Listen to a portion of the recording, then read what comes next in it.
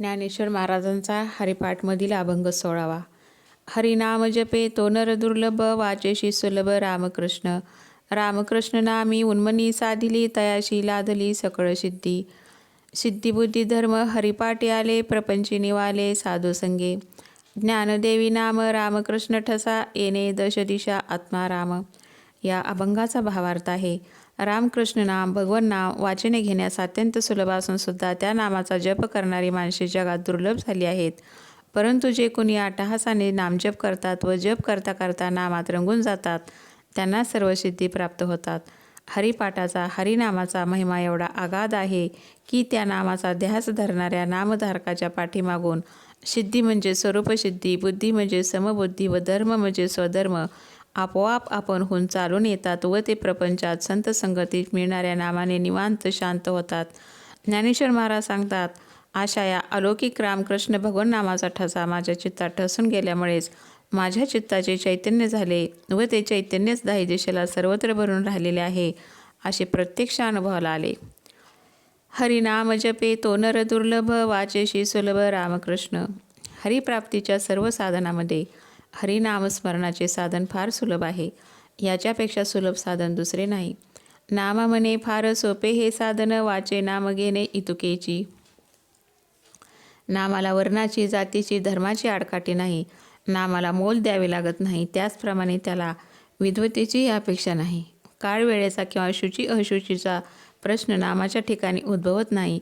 नामाचा अभ्यास करण्यास कष्टही लागत नाही. असे नाम हे सर्व बाजूने सर्वांना सुलभ असून सुद्धा व ते प्रभावी असतानाही नामाचा जप करणारी माणसे मात्र दुर्मिळ झाली आहेत.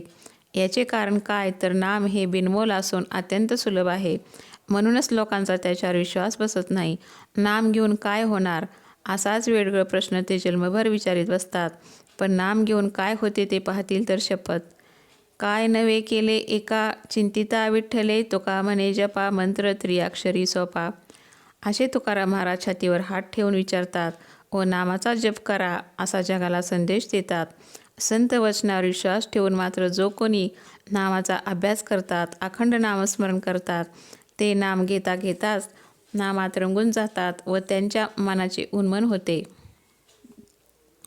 रामकृष्ण नामी उन्मनी साधली, तयाशी लादली सकळ सिद्धी. नामाने उन्मनी स्थिर झालेल्या नामधारकापुढे सर्व सिद्धी हात जोडून उभ्या राहतात. निळा म्हणे सर्व ही सिद्धी, रुळती पदी हरिनामे. नामी तिष्ठती रुद्धी सिद्धी, तुटती उपाधी हरिनामे.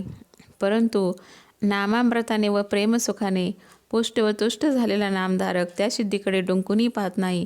मग त्यांचा प्रत्यक्ष उपभोग घेण्याचे दूरच राहिले. सर्व सुखे नामे घेती लोटांगणी, कोणत्याशी आणि दृष्टीपुढे.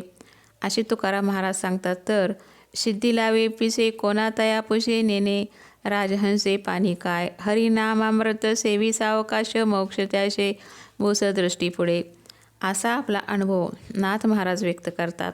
तिसऱ्या चरणात ज्ञानेश्वर महाराज हरिपाठाचा हरिनामाचा महिमा वर्णन करतात. ते सांगतात, सिद्धी बुद्धी धर्म हरिपाठी आले, प्रपंची निवाले साधू संगे. अखंड नामस्मरण करणाऱ्या साधकाला सिद्धी म्हणजे स्वरूपसिद्धी प्राप्त होते. निळा म्हणे स्वरूपसिद्धी, नित्य समाधी हरिनामे. नामाच्या उच्चाराने जी प्रभूची सेवा होते, सेवा ते आवडी उच्चारावे नाम. त्या सेवेने नामधारकावर भगवंताची कृपा होऊन त्याला प्रतिभा ज्ञान प्राप्त होते व त्या ज्ञानाने त्याच्या बुद्धीत प्रकाश पडून साधकाला स्वरूप साक्षात्कार होतो. नामे प्राप्त नित्यानंद स्वरूपाव बोध हरिनामे.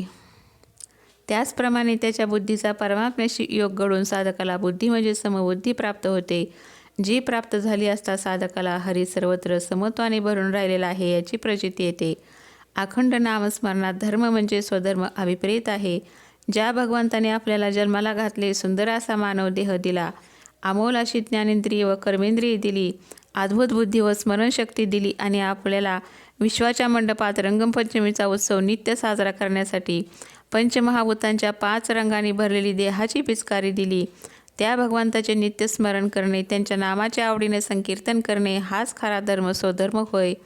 या धर्माचे पालन नामस्मरण करणाऱ्या नामधारकाच्या हातून आपोआप घडते. कळे न कळे त्या धर्म, ऐका सांगतो रे वर्म, माझ्या विठोबाचे नाम अट्टहासे उच्चारा. या शब्दात तुकाराम महाराजांनी धर्माचे वर्म सांगितले आहे. पुढे ज्ञानेश्वर महाराज सांगतात, प्रपंची निवाले साधू संगे. प्रपंचात सर्वसाधारण माणूस नाना तऱ्हेच्या आपत्तींनी व गांजलेला, पोळलेला व तापलेला आहे. संसार तापे तापलो मी देवा, करिता या सेवा कुटुंबाची. असे म्हणावयाची वेळ जवळजवळ प्रत्येकावरच येते. तापलेला जीव निवणार कोठे, शांत होणार कोठे? ज्ञानेश्वर महाराज उत्तर देतात, साधू संगे. साधू संघ म्हणजे सतसंग. संतांच्या संगती साधकाला नाम मिळते, म्हणजे नामाचे वर्म समजते. मग त्याला नामाची गोडी लागते व ही लागलेली गोडी संत संगतीतच टिकते व वाढती राहते. प्रपंचात आपल्याला जीव अशा रीतीने नामप्रताने निवतो, शांत होतो व त्याची तोंडून सहज उद्गार निघतात. दिवाळी दसरा तोची आम्हा सण, सखे संतजन भेटतील. आमोपजोडिल्या सुखाची या राशी, पार या भाग्याशी नदीशी आता. धन्य दिवस आजी झाला सोनियाचा, पिकली हे वाचा रामनामे. तुका म्हणे कैसे होऊ तराई, ठेवीता हा पायी जीव थोडा. शेवटच्या चरणात ज्ञानेश्वर महाराज सांगतात, ज्ञानदेवी नाम रामकृष्ण ठसा, येणे दश दिशा आत्माराम. दिव्य नामाच्या उच्चाराने साधकाच्या चित्तावर भगवत प्रेमाचे ठसे उमटले जातात. ते हळूहळू अंतर्मुख होते. त्यावर सांगितलेला मळ नाहीसा होतो व भगवंताच्या चरणाचा स्पर्श होऊन त्या चित्ताचे चैतन्यात रूपांतर होते. चित्ताचे चैतन्य झालेल्या साधकाला सर्वत्र हरीच भरून राहिलेला आहे असा अनुभव प्राप्त होतो व परमात्मा जगत रूपाने चैतन्याची शोभून राहिलेला आहे असे प्रत्यक्ष दिसून लागते. जेथे देखे तेथे तुझीच पावले, त्रिभुवन संचले विठ्ठलागा. ऐका जनार्दनी एकपणे उभा, चैतन्याची शोभा शोभवित. असा आपला अनुभव संत व्यक्त करीतात. नामाचा महिमा जाणूनच ज्ञानेश्वर महाराज सर्वांना उपदेश करतात. हरिमुखे म्हणा, हरिमुखे म्हणा, पुण्याची गणना कोण करी. रामकृष्ण हरी.